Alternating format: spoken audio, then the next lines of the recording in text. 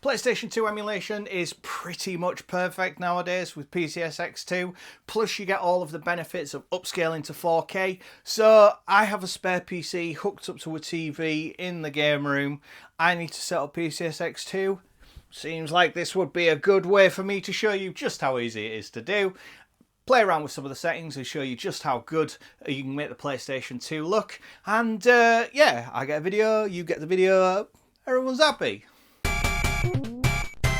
Hello everyone, before we get into the video, take this as your opportunity to like, comment and subscribe. It helps me out a bunch, you know you want to do it, it's the right thing to do, and if you don't, it's going to rain on your birthday. Okay, so the first thing we're going to do is we're going to go to DuckDuckGo and we're going to search for PCSX2.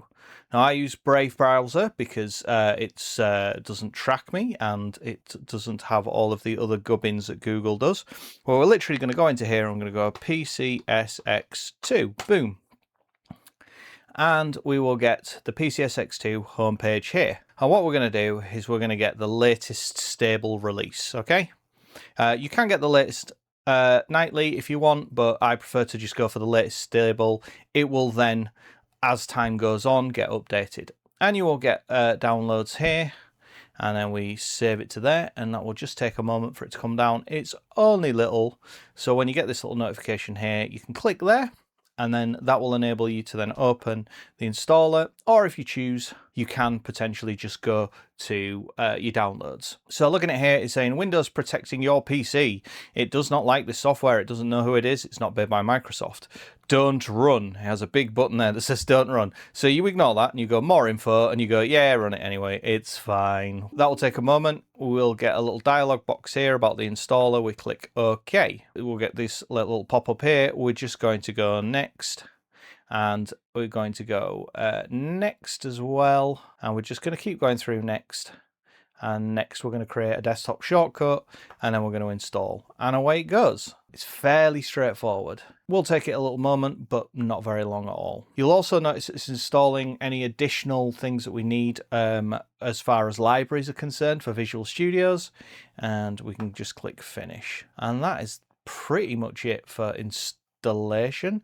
And as you can see, we have this nice little thing here. So we're just going to move my thing over here to go with my other emulator. You'll be greeted by this dialog box, and we're literally going to go system language. We're going to change that to English on accounts I am.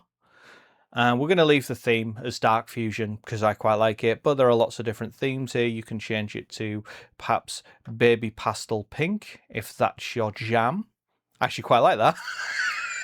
That looks quite cool, that. I don't mind that. Cobalt Sky, if that's your thing. PCSX2 white. And anyway, there's lots of themes. Feel free to have a play around with that. I'm going to stick with just Dark Fusion for the now. So next, the first thing it's going to ask you to do is it's going to ask you to put in a PlayStation 2 BIOS. Now, I can't tell you where to find BIOSes because if I do, YouTube will have a conniption and will tell us off. But if you go into your search engine of choice and perhaps maybe type PS2 BIOS and click there, you might find a whole host of places where you can get PS2 BIOS. I wouldn't know about that. I downloaded my BIOS from my original PlayStation 2. Now, that's not true, Dougal. Once you've downloaded your BIOS from the original PlayStation, you then go to Open BIOS folder, and I actually have a whole host of BIOSes just hanging around. And it's got a little BIOS thing here, and it wants you to kind of put it there. But what I'm going to do is I'm going to redirect. Oh, actually, that's how we'll do it. So you've got your BIOS there, but what I'm going to do, I have a whole host of BIOSes already. So I'm going to go here to where I keep all of my BIOSes that I've downloaded from all of the consoles that I own, which is in here. This PC. We go to Media, ROMs, BIOSes, and as you can see, I've got a lot of consoles, so I have a lot of BIOSes. And in Sony PlayStation 2, I've got all this lot. I'm just going to copy that lot over. Boom. And then when we minus that and we close that, and we go refresh list, you'll suddenly see that it's found a Europe and a US BIOS. So we now have a PlayStation 2 BIOS, so it'll work. You need to select the BIOS which is going to be your preferred BIOS. So for me, it's going to be the US one. So it'll try that one first. If that doesn't work, it'll revert back to it'll try the European one, okay? And if you've got any Japanese games, you might want to put a Japanese BIOS in there. I found that generally the Japanese games on this work with a US BIOS as well anyway, so I've never needed that, but you might want to do that. Oops, I pressed the wrong button. So now that that's there, we're going to hit next. Now it's wanting the game directory. So what we're going to do is we're going to direct it to our games. You'll see I have some games in here for the PlayStation 2. Not many, just most of them. So we're going to select that and then select folder. And yep, we would like it to do that and to scan it. And it will scan that drive for all of the PlayStation 2 ROMs that you may or may not own. So I'm also not going to show you where I got all of these backups from, because I owned every single PlayStation game that was ever released. So I literally just copied all of these from the original disc, put these discs into storage for safekeeping and for prosperity. Now, that's not true, Dougal. If you wish to indulge in some of the darker side of emulation, if you were to perhaps maybe Google PlayStation 2 ROMs and look for a website with a similar logo to this that's rhymes with Mims May, you might very well find all of the games on there that you can download should you wish to do that for prosperity, just as part of game preservation. It's fairly straightforward. When you download them, they'll go to your downloads. Just do a regular extraction there, which if you don't know how to extract a zip file, this is probably all going to be beyond you anyway. But anyway, just extract the zip file where it is. Copy it into one master folder called PlayStation for your PlayStation 2 ROMs. Keep them all in here, and then you can just direct it to there, and you'll have whatever games you may or may not want for free. Now, when we hit next, we're going to leave it as a DualShock 2, and we're going to hit automatic mapping. And I have a controller plugged in, which is an Xbox controller, so I'm just going to select that. So it will do the automatic mapping for that, and it will just kind of work, which is super helpful. And then we're going to hit next and finish, and boom. As you can see, I'm going to leave it for a moment because there's a few games for it to install. It's counting down at the bottom there. It's currently found 30% of the games, and I think we're up to G. So there's a way to go yet. So there we go. It's finally caught up all of the games now.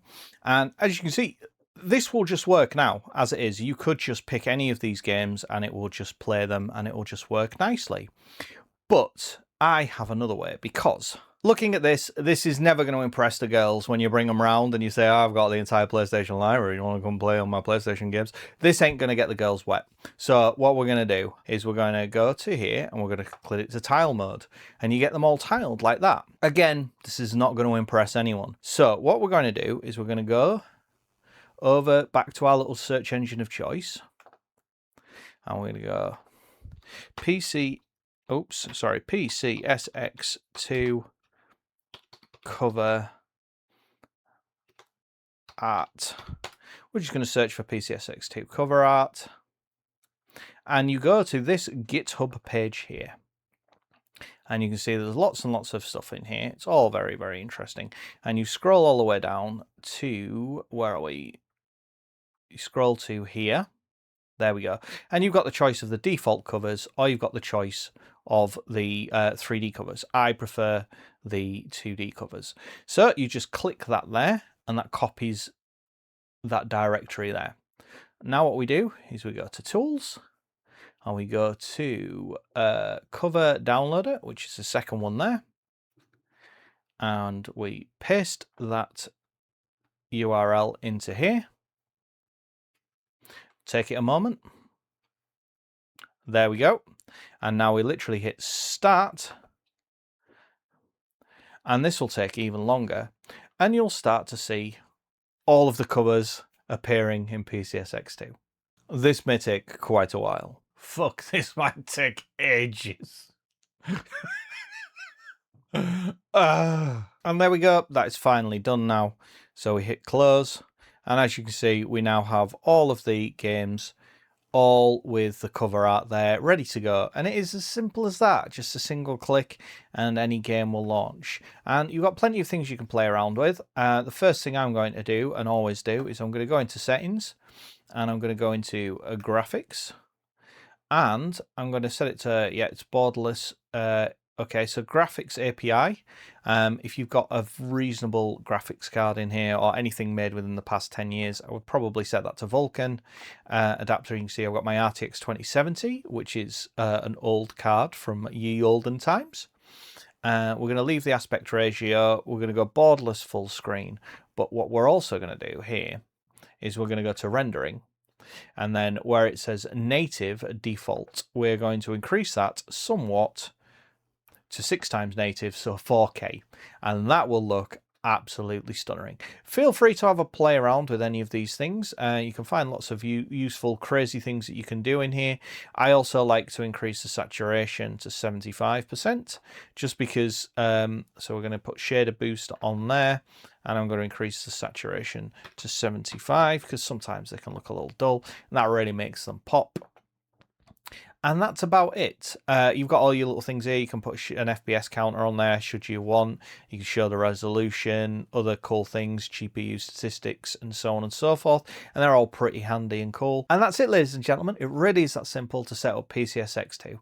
I'm not going to launch it on here because recording on the same computer as running a 4K version of a PS2 game and doing the upscaling is unfortunately a little bit too much for this little PC that I've got this running on. But I'll capture some 4K footage on my other PC or from PCSX2, and we'll use that just to play it out. So thank you very much. I hope you found that useful. It's fairly straightforward, and I shall see you all again very soon. Take it easy. Bye-bye.